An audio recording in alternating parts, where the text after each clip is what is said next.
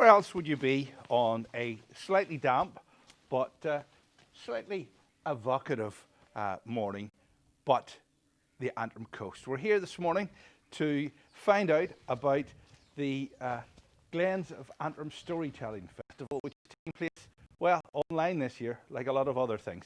I'm Justin McCartney. Here's Liz Weir. Liz, the Glens of Antrim has a long heritage of storytelling. It has indeed. I think we're very lucky to live in a place with such a rich history and so much folklore and stories of the fairies. Now, this year the Glen Storytelling Festival takes place from Thursday the 1st to Sunday the 4th of October. What have you got lined up this year? Because it's all online. It's all online. For the last 8 years, Antrim Glens Tourism has run the festival, but obviously due to COVID restrictions, we want to keep everybody safe. So we're doing a virtual festival with lots of different events, starting on Thursday the 1st with what's called a story swap. That's going to be a live event via Zoom. And I think we've about 60 people signed up for that already. So local storytellers are going to be featuring all weekend. Normally we bring in guests from different places. So on Thursday night, the people we would have had here are going to share a story as part of that event. So at least they're not missing out on it totally.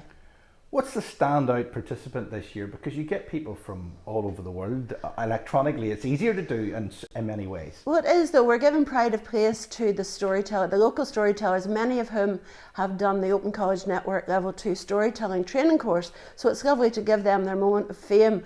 We have Maria Watton, who's coming from Staffordshire. We have Dougie Mackay from Scotland, Kate Corkery, who's a Cork-born storyteller who lives in London, and they are going to come in virtually just for a session on Thursday night.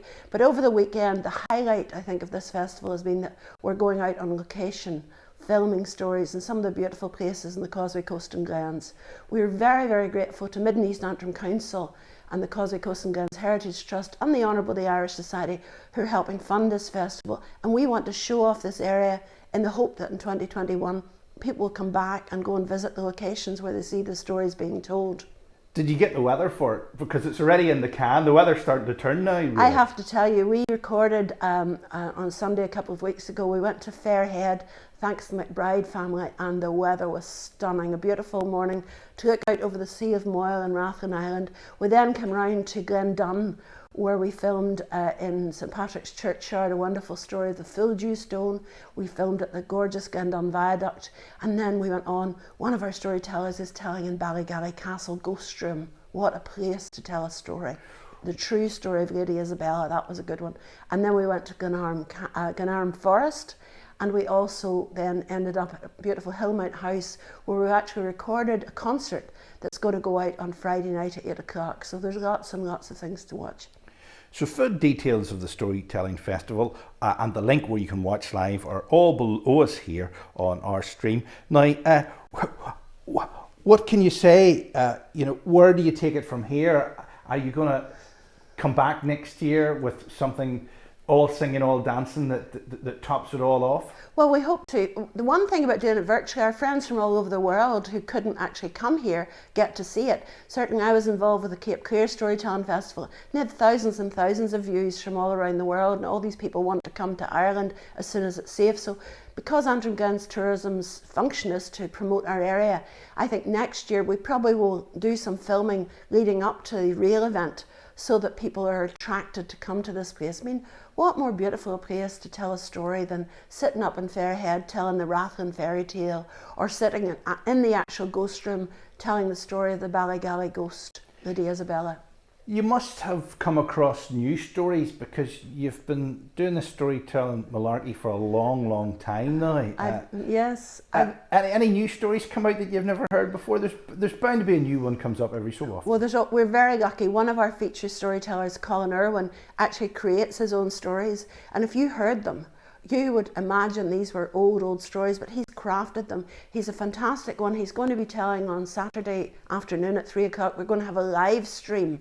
And he's going to tell a story about a lighthouse. And because we're filming here very close to Blackhead Lighthouse, it's a terrific story.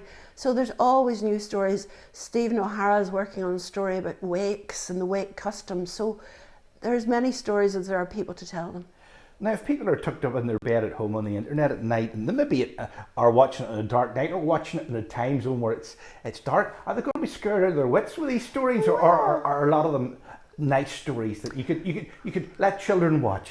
They're very, the festival's mostly, this virtual festival, aimed at an adult audience. There's nothing sort of offensive about it.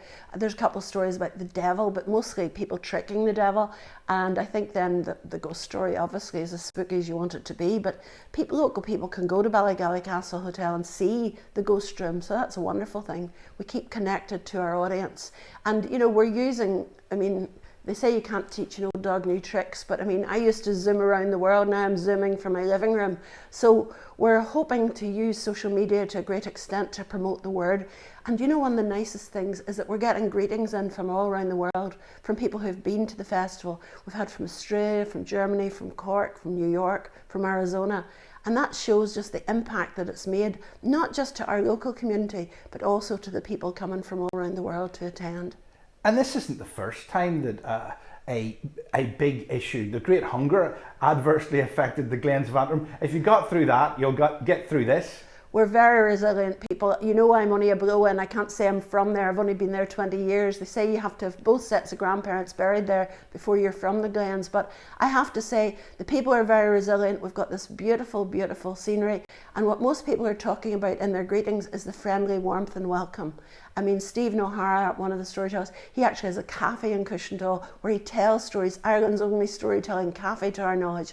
We've got Karen Irwin, who's based in Carnlough, but she's had to record her stories in Donegal and Owe Island where she's shielding. But we can do this. Janice Witherspoon, we took her to Whitehead Railway Museum last weekend, beautiful day, and her grandfather, William Witherspoon, was actually a steam engine driver. So we couldn't get any more perfect than for her to tell the story of him beside a steam engine that was running. Excellent stuff, Liz Weir, MBE. The Glen Storytelling Festival, Thursday the 1st to Sunday the 4th of October 2020. Go to the website and you'll find out all the details how to get involved. Thank you very much. Thank you.